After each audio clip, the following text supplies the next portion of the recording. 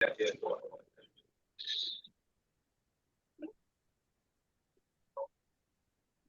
it took me a long time to separate that video last week.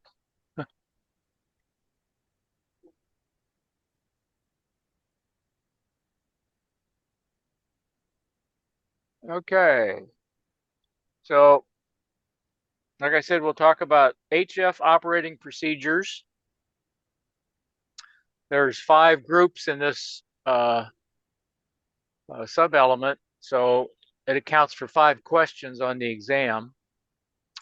And some of the definitions we'll talk about. The first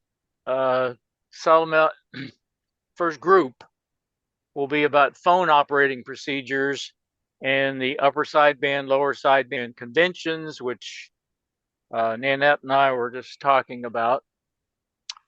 How you break into an existing contact, how to set up a transmitter for voice operations, and DXing or talking to DX stations. So mostly on HF, you're going to be doing single sideband. You can still do AM and FM, but majority of contacts on amateur radio on the HF bands is going to be single sideband. The main reason is it's a lot more efficient. You send a narrower bandwidth since you're only sending half as much signal as you do when you're transmitting AM. And there's no carrier, so all the energy that would go into the carrier and the sideband you're not using is suppressed. What? Have you found anything for me to get into on Saturday? No. No.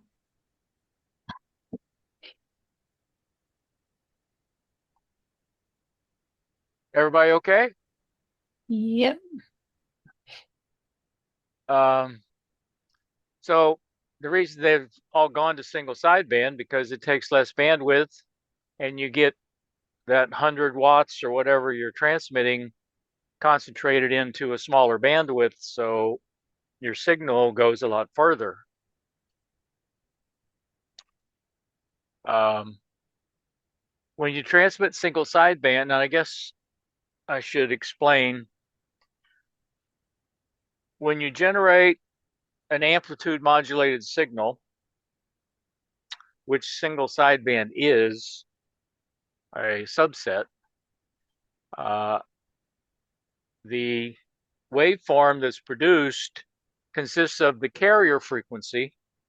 So say you're tuned to 14.3 megahertz and you're doing single sideband. So you're generating a carrier at 14.3 megahertz and your modulating frequency, your voice that's modulating the amplitude of the carrier, produces what we call sidebands. So they're frequencies above and below the carrier. In the case of single sideband, they're limited to about 3 kilohertz on either side. And one of the reasons they standardized on that is AT&T discovered many decades ago that that's how much bandwidth you needed for intelligible transmission on a telephone line. So that's why, your telephone isn't really high fidelity. It's limited specifically to about 3 kilohertz to reduce the bandwidth. So that's kind of the standard for single sideband. So it's single sideband because when you generate that AM signal, you filter out the carrier and one of the sidebands. So if you're generating upper sideband, you eliminate the lower sideband and the carrier. And if you're doing lower sideband, you get rid of the carrier and the upper sideband. We'll probably go into how that happens a little bit in some later modules. But for now, you just need to remember that single sideband is only one of those sidebands, which is really your voice signal shifted in frequency. So it's either slightly above or slightly below that carrier frequency that you're tuned to. There's a historical standard that developed because in the old days, it was easier to do upper sideband above 10 megahertz and above, and lower sideband below 10 megahertz. And that's kind of become the standard protocol. It's not a regulation. It's just a kind of voluntary standard. But it involves 2 or 3 test questions, so it's a good thing to remember it. Mm-hmm.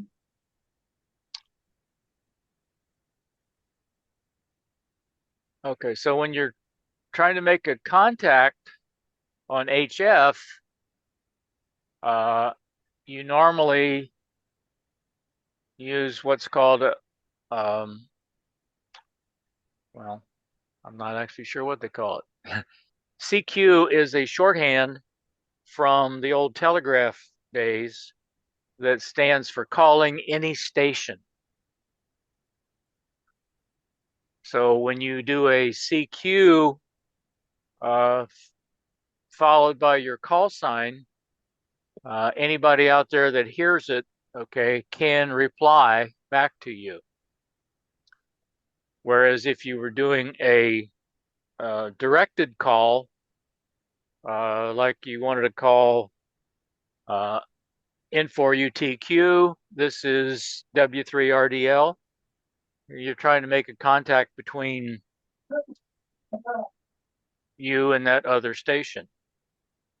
One of the exceptions is in what we call DXing, where you do a CQDX, which means that you're calling any station that's outside of the contiguous 48 states. In other words, you want to talk to somebody basically outside the United States. Of course, the exceptions are Alaska and Hawaii, which are outside the contiguous 48 states. So they qualify as a DX station if you're transmitting from the continental US. So the rule is that if you're sending a CQDX, nobody within the continental United States should answer you.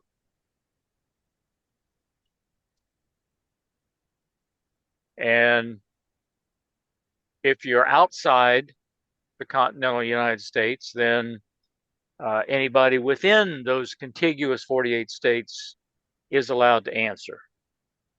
And Hey, there's Bob? Yes? What I missed something. So you said CQ is calling any station. What is a direct call? A direct? Oh, CQDX means calling any station that's distant, basically outside the contiguous 48 states. But if someone's not distant, what would that be? Just DX?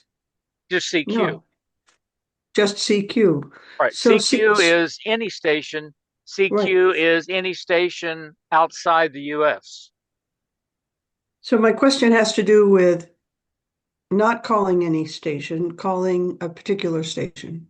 Okay, well then you give their call sign followed by your call sign. Thank you. That I missed it a while back. I wanted to also step in and ask if people are making little noises or there are kids in the background or something, if we could mute ourselves, that would stop interruptions, Okay, which good I'm going point. to do now. Any other questions? Just remember that Alaska and Hawaii are considered DX stations because they're physically outside the 48 states.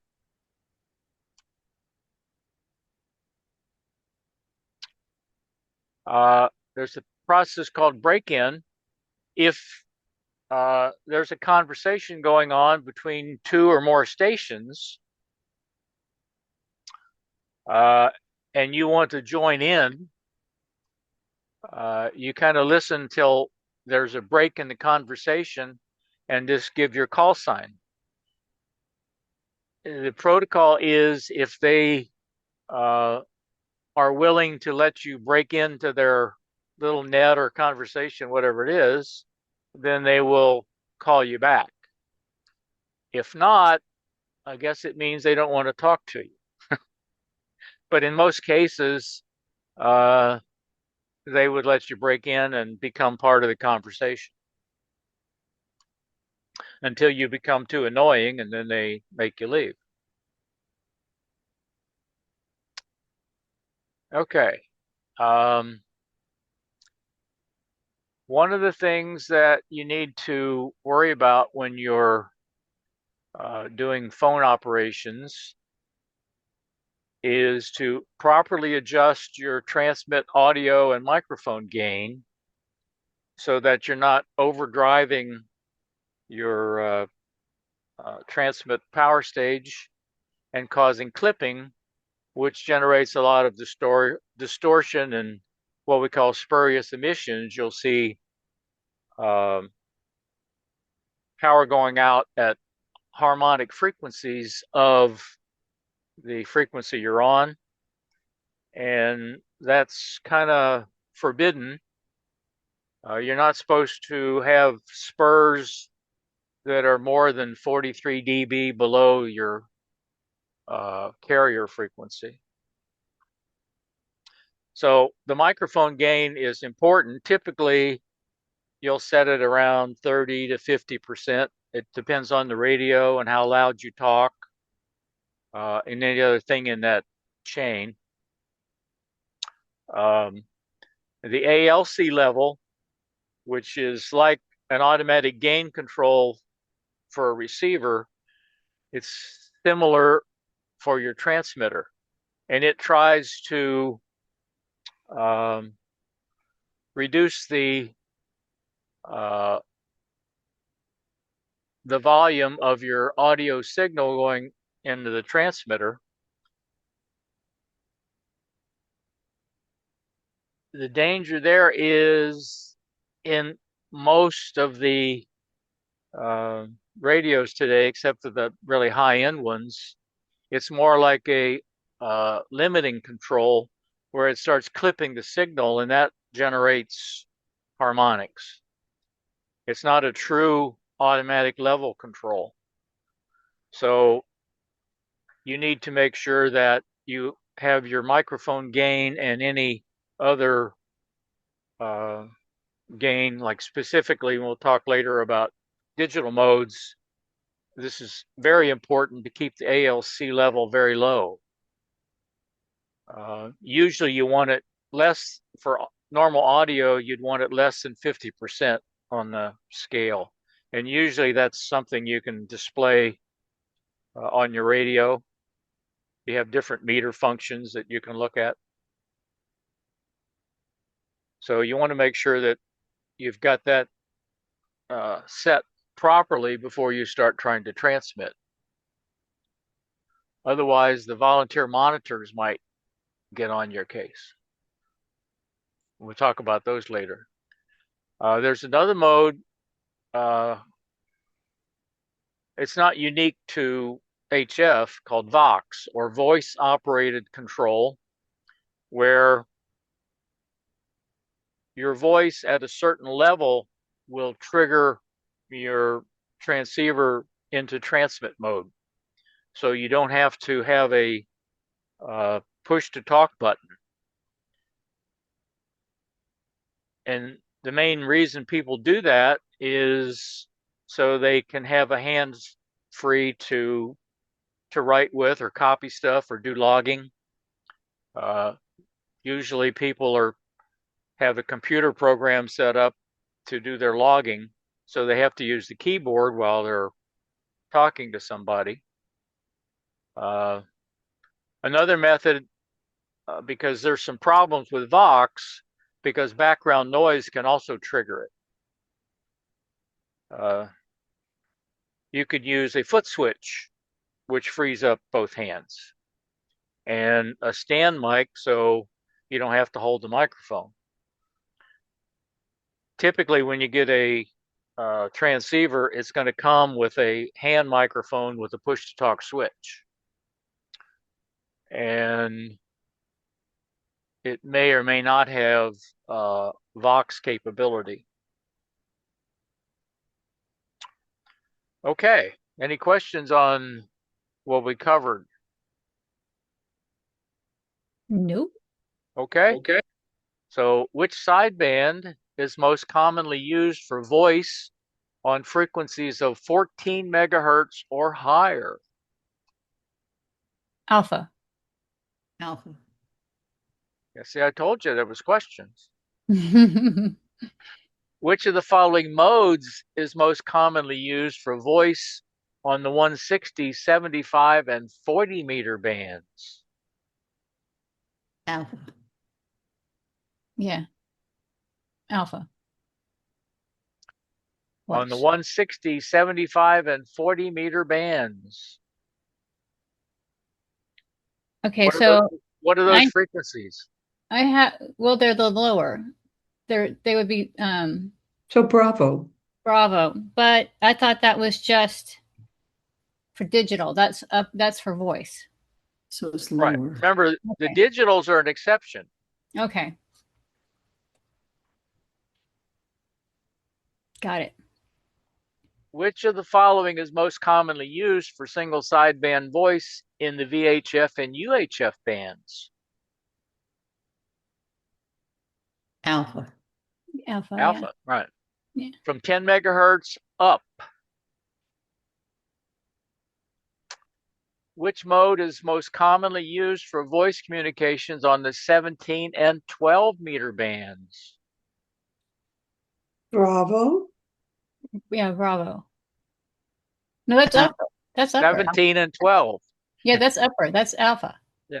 This is it. These are an exercise in whether you know the frequencies of the Right. bands. Which I don't. Well, and it took me a while to figure out that your higher numbers are the lower and Right. your lower numbers are the higher. Yes. And the cutoff seems to be at, I guess what? 10 megahertz. 10, so yeah. Or 30 meters. 30 meters.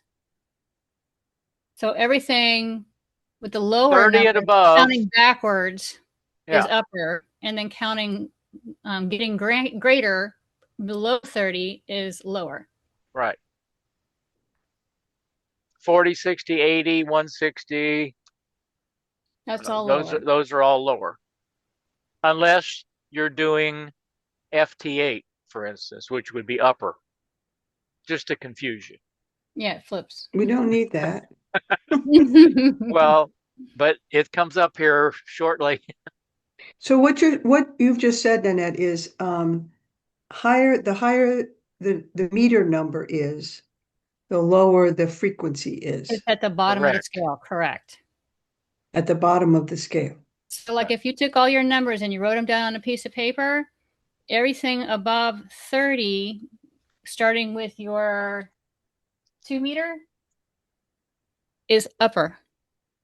Right. Everything going down to 160, which is your largest number, but it's the bottom of the list. Right. Okay, so when you say the bottom and the lower and the thing, I'm thinking, what are you talking about, meters or frequencies? Sorry meters. To be dense, but no, meters. So if I list 17 at the top and 12 down and then 2 meters, so in other then words, my list would be upside down for frequency. Correct. You want to go from 2 and count down to the larger number. At 30, you're going to look up. So you're looking backwards in the sequence of your larger number. So you're going to be going 20, 17, 15, 12, 10, 6, 2. Those are all upper. So And- just remember the formula, which will help. 300 divided by the frequency will give you the wavelength. So for instance, if I divide 300 by 10 megahertz, I get 30 meters. Okay, I can do this. That's good. Thank you. Yeah, because I'm not the math girl. I have to see the. That's harder for me than just to know that Yeah. from Well, 2 it's from actually 2 to 30 is upper, and from 40 down is lower. well, I'll probably get to there, Nanette, but Yes. but the frequency is going to help me get there. I Yeah, mean, yeah, no, the you're good. formula You're is going to good. get me there. You're So good. that's good. Thank you. Okay. Which mode of voice communications is most commonly used on HF amateur bands? Charlie. Charlie, yeah. Sing. Charlie. Which of the following is an advantage when using single sideband as compared to other analog voice modes on the HF amateur bands? Delta. That sounds good. Delta. Yeah. Yes. Which of the following statements is true of single sideband?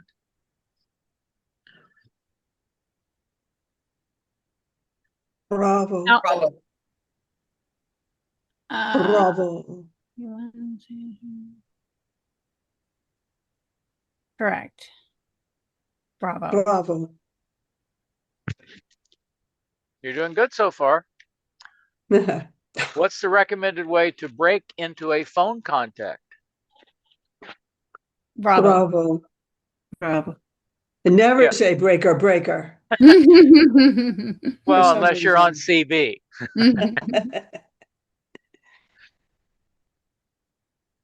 Why do most amateur stations use lower sideband on the 160, 75, and 40 meter bands? Delta. Delta. Right. Yes. Which of the following statements is true of voice or Vox operation versus push to talk operation? Bravo. Bravo. Bravo. Generally, who should respond to a station in the contiguous 48 states calling CQDX? Charlie. Yes, Charlie. It's the question says in contiguous. That General- means the United States, everything that touches. I know what it means. No, So no, the man, question- I'm just saying because DX means out of that area. Well, maybe she's, Well, and I yes. agree that the answer where it says lower 48 is a little confusing. It should be none. There Should be should be a what? none. The answer should be no one. Generally, who should respond? No. Oh, in the Outside. contiguous. I agree. It should, because it's saying who should respond to a station in the contiguous 48 calling CQDS. No one in the contiguous 48, but Depends how you read the it's question. not an Yeah. well-defined English statement. But anyway, it's Yes, it's Yeah, no I one in the agree. no one inside. Only people outside. Yeah, Right. we good. We know the answer. Which means Yes. any station outside. yeah.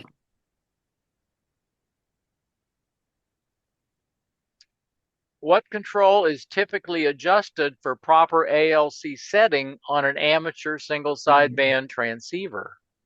Bravo. Bravo. Okay. Whew.